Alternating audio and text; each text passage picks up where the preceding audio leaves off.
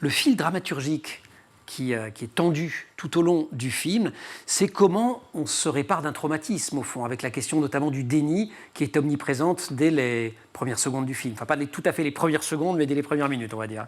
Oui, en effet. C'est vrai que Dalva, c'est un film qui raconte l'histoire d'une jeune fille qui commence complètement sous emprise, sans jamais avoir posé aucun jugement sur les actes du parent qui la garde et qui, au fur et à mesure, va prendre conscience de ce qui lui est arrivé. Parent qui est le père, en l'espèce, qui abuse d'elle. Mais c'est pas le... Enfin, comment j'allais dire, c'est pas le fond du sujet. C'est un des sujets du film, évidemment, cet abus. Mais c'est pas ce que ça raconte. Mais c'est la partie sous l'iceberg, cet C'est ça. abus. Et la partie qu'on nous raconte, c'est l'histoire d'une résilience, d'un chemin vers la lumière. Vous n'inventez pas tout parce que vous avez observé, apparemment, vous avez été en immersion dans un centre d'accueil d'urgence pour adolescents.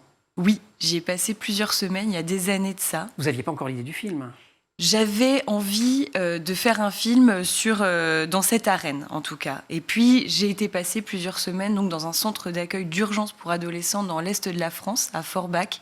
Et là-bas, j'ai fréquenté des enfants qui avaient tous entre 11 et 18 ans et qui avaient surtout pour point commun d'être encore tous complètement sous l'emprise de leurs parents. Et ils souffraient tous beaucoup plus du fait d'avoir été placés que de ce qu'ils avaient réellement vécu dans leur famille. C'était d'abord cette rupture, c'était cette séparation. Oui. Et Dalva, elle ne comprend pas. Non.